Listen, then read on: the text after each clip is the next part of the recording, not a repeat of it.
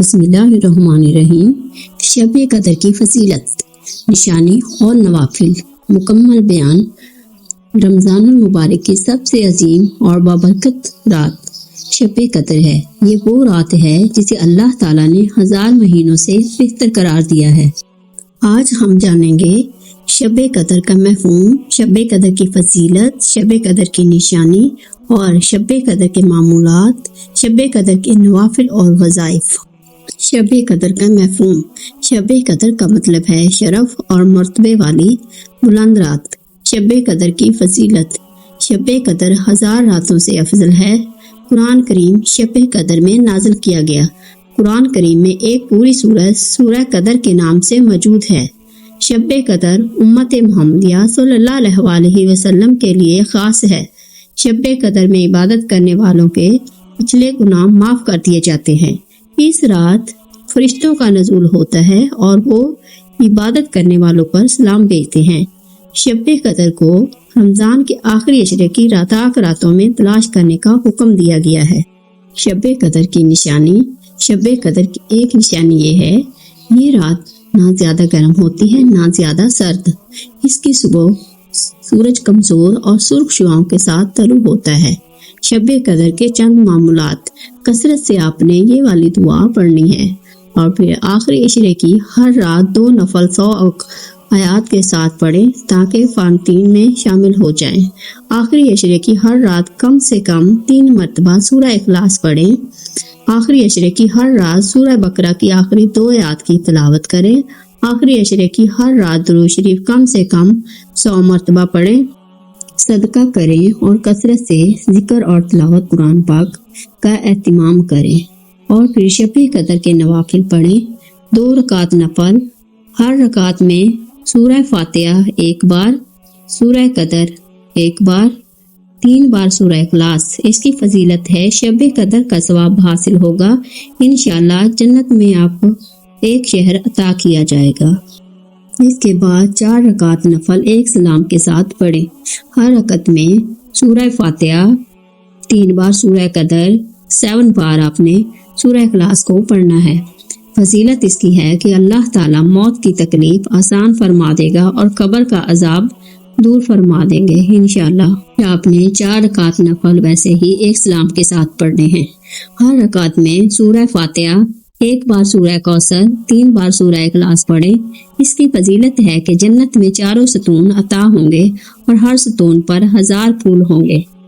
اور پھر آپ نے 4 رکعت نفل ایک سلام کے ساتھ پڑھنے ہیں۔ ہر رکعت میں سورہ فاتحہ اور سورہ قدر 3 بار، 5 بار سورہ اخلاص، سلام کے بعد 41 بار سبحان اللہ پڑھیں۔ فضیلت اس کی ہے کہ انشاءاللہ جو دعا مانگو گے فوراً قبول ہوگی۔ پھر آپ نے 4 رکعت نفل ایک سلام کے ساتھ پڑھنے ہیں۔ ہر رکعت میں سورہ فاتحہ 3 بار، سورہ قدر 50 بار، قل هو اللہ احد، سلام کے بعد سجدے میں 20 بار یہ والی دعا پڑھیں۔ اس کی فضیلت ہے کہ اللہ تعالیٰ آپ کو معاف فرما دیتے ہیں۔ پھر آپ نے 4 رکعت نفل ایک سلام کے ساتھ پڑھنے ہیں۔ ہر رکعت میں سورہ فاتحہ، پھر 1 بار سورہ قدر، پھر 27 بار قل هو اللہ احد پڑھیں۔ اس کی فضیلت ہے اللہ تعالیٰ آپ کے تمام گناہ معاف فرمائیں گے اور جنت میں اعلیٰ مقام دیں گے۔ پھر آپ نے 2 رکعت نفل پڑھنی ہے۔ رکعت میں سورہ فاتحہ 1 بار سورہ قدر 100 بار قل هو اللہ احد پڑھنا ہے۔ سلام کے بعد 11 بار درود پاک۔ فضیلت ہے اس کی کہ اللہ تعالیٰ بہت زیادہ ثواب دے گا۔ پھر آپ نے 2 رکعت نفل پڑھنی ہے۔ ہر رکعت میں سورہ فاتحہ 1 بار، 7 بار سورہ قدر، 7 بار سورہ اخلاص، پھر سلام کے بعد 100 بار استغفار، 11 بار درود پاک۔ نماز پڑھنے والے کو اللہ اس کے ماں باپ کی مغفرت عطا فرمائیں گے۔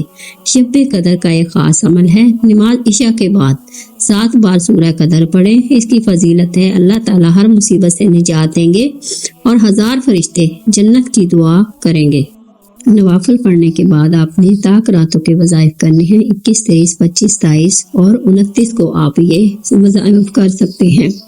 آپ نے یہ جو نیچے دیے کی دعائیں ہیں 100 مرتبہ پڑھنی ہیں۔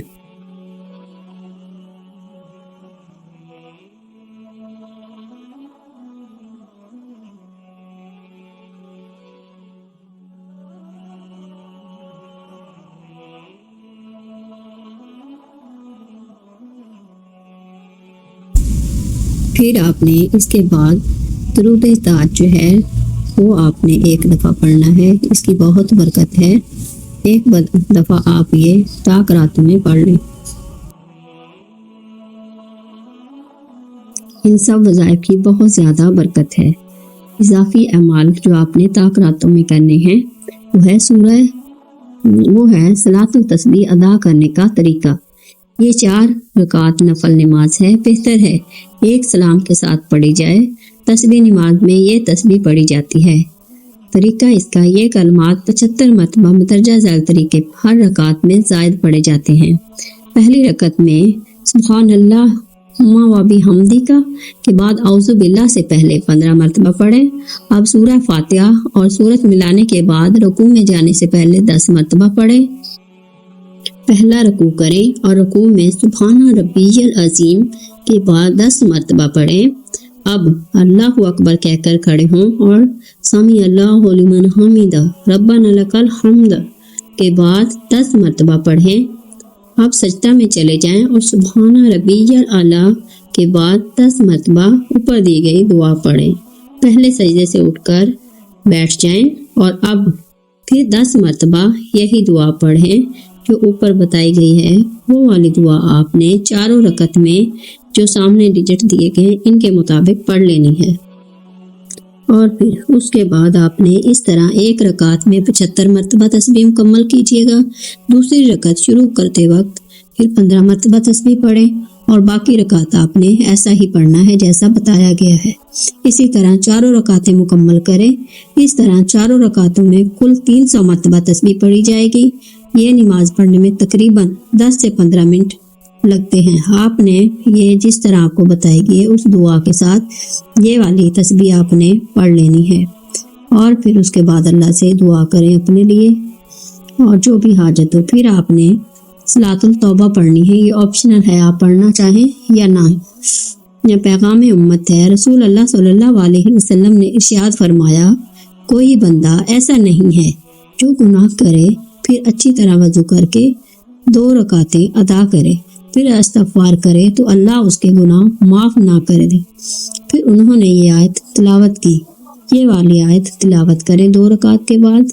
اور وہ لوگ جب کوئی کھلا گناہ کر بیٹھے یا اپنے حق میں ظلم کرے تو اللہ کو یاد کرتے ہیں اور اپنے گناہوں سے بخشش مانگتے ہیں، اور سوائے اللہ کے اور کون گناہ بخشنے والا ہے، اور اپنے کیسے پر وہ اڑتے نہیں، اور وہ جانتے ہیں کہ اللہ کے سوا کوئی بھی ہمارے گناہ بخش نہیں سکتا۔ سو ہمیں اپنے گناہوں کی توبہ کے لیے ان طاق راتوں میں صلاۃ التوبہ پڑھنی چاہیے۔ یہ 2 رکعت کی ایک مختصر سی نماز ہے، اور یہ نماز پڑھ کے آپ نے پھر یہ والی تو یہ آیت جو دی گئی ہے سورہ ال عمران کی، یہ والی آیت پڑھے 135 نمبر۔ انشاءاللہ اللہ تعالیٰ جو ہے ہمارے گناہوں کو بخش دے گا۔